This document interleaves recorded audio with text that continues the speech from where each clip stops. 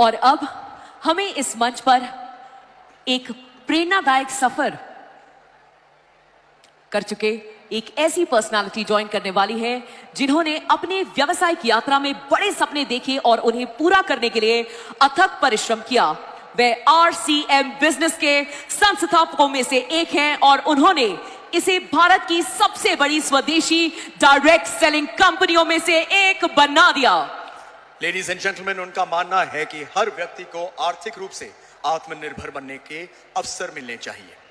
इसी सोच के साथ उन्होंने RCM के जरिए लाखों लोगों को रोजगार और व्यवसाय का एक नया रास्ता दिखाया है। Please ladies and gentleman, put your hands together for the very dynamic TC Chhabra ji. You can be louder. Show some respect please for this amazing man.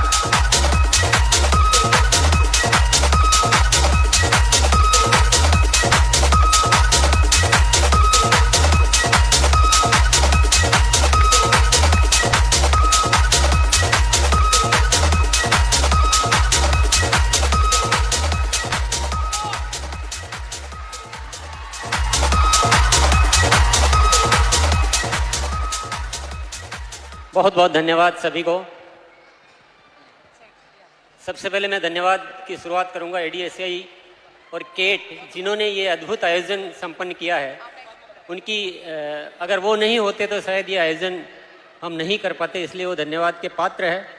और उसके बाद मैं आप सभी को धन्यवाद देना चाहूँगा कि अपना कीमती समय, क्योंकि आप सब डायरेक्ट सेलर से आपका समय बहुत कीमती होता है, एक एक पल आप अपना काम में गुजारते हैं, उसमें से समय निकाल कर यहाँ आए हैं इस आयोजन को संपन्न करने के लिए, इसको अच्छा बनाने के लिए आप सभी को बहुत बहुत धन्यवाद देना चाहता हूँ। और आज के दिन की बधाई देना चाहता हूँ। अंतर्राष्ट्रीय महिला दिवस पर सभी महिलाओं को बहुत बहुत बधाई मैं देना चाहता हूँ।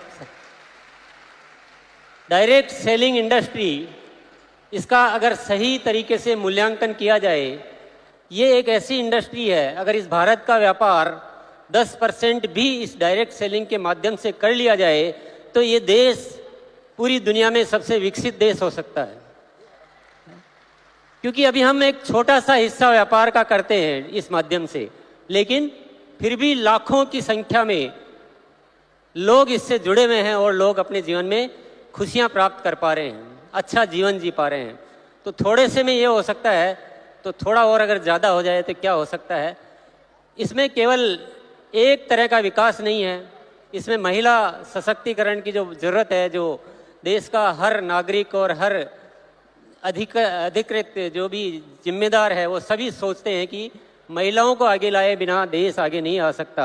और ये जो इंडस्ट्री है जो इस दिशा में काम कर सकती है वो शायद और इंडस्ट्री कोई भी कर नहीं सकती। तो ये बहुत मायने रखता है, बहुत इम्पोर्टेंट है। अच्छा ये हुआ है कि सरकार ने इस दिशा में ध्यान दिया, इसके कानून बनाए, इसको एक अच्छी पहचान दी। ये एक हमारे लिए बहुत सूचना अच्छी है, अन्यथा ये बहुत चुनौती का कार्य है। ये इसमें बहुत सारी चुनौतियां हैं। आप सब ने बहुत संघर्ष करके ये मुकाम हासिल किया, ये आसानी से नहीं हासिल होते हैं। बहुत सारी संस्थाएं इसमें कार्य शुरू करती है, पर कुछ ही होती है जो आगे बढ़ पाती है। इसका मतलब कोई तो चुनौती है, इतना आसान तो नहीं है। इसलिए आप सभी बहुत बहुत बधाई के पात्र हैं। मैं बस एक निवेदन आप सभी से करना चाहूँगा। यहाँ पर बहुत सारे हमारे जो भी डायरेक्ट सेलर्स आए और उन्होंने कुछ अपनी उपलब्धियों की बात की कि मैंने ये इसमें हासिल किया। मैं एक ही अनुरोध करना चाहूँगा, ये डायरेक्ट सेलिंग में जो उपलब्धियाँ हैं ये बाई प्रोडक्ट है, ये अपने आप आएगी। इसकी ज़्यादा आपको फिक्र करने की और जिक्र करने की कोई ज़रूरत नहीं है। थोड़ा इससे ऊपर आइए कि देश के बारे में कौन सोचेगा। देश की जिम्मेदारी लीजिए, समाज की जिम्मेदारी लीजिए। ये जो उपलब्धियां ये अपने आप आती रहेगी, बहुत आएगी, बहुत बड़ी बड़ी आएगी। लेकिन सबसे बड़ी ज़रूरत है इस देश का विकास करने की। इस देश की बहुत सारी समस्याओं को हम अपने माध्यम से दूर करें, स्वास्थ्य को अच्छा करें, आपस के प्रेम भाईचारा को ठीक करें। इतनी जो नफरतें, इतनी लड़ाई झगड़े, इतनी जो बातें हो रही इस देश में, उसको ठीक करने का माध्यम है डायरेक्ट सेलिंग। जब इससे इतना बड़ा किया जा सकता है तो हम छोटी चीजों में क्यों इतना मशगूल हो जाते हैं। तो मैं आप सबसे क्योंकि एकत्रित हुए हैं तो आज उस विषय पे बात करने का मौका है। इससे सब कुछ किया जा सकता है।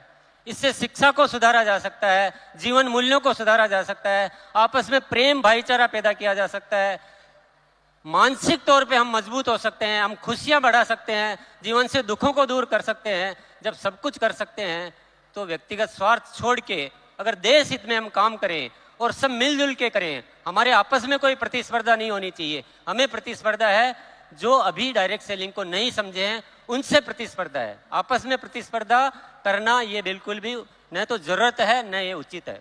हम सब मिलजुल कर एक ताकत बने और देश के लिए कुछ कार्य करें। सरकार अपने स्तर पर कार्य करती है, सामाजिक संस्थाएं अपने स्तर पर कार्य करती है, लेकिन डायरेक्ट सेलिंग इंडस्ट्री जो कर सकती है शायद, आप इशारे में मेरी बात को समझ रहे होंगे, सबकी अपनी अपनी सीमाएं होती हैं, सबके अपने अपने दायरे होते हैं, लेकिन ये इंडस्ट्री ऐसी है जिसकी कोई सीमा नहीं है।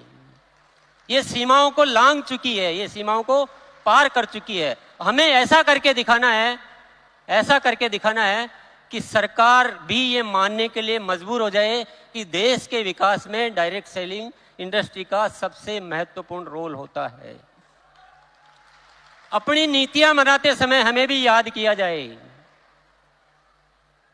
जितने भी सामाजिक समस्याएं हैं उसके लिए डायरेक्ट सेलिंग इंडस्ट्री को याद किया जाए, उनको बुलाया जाए कि देश में ये विषय है, आप लोग थोड़ा मदद कीजिए, आप हमारे साथ आइए।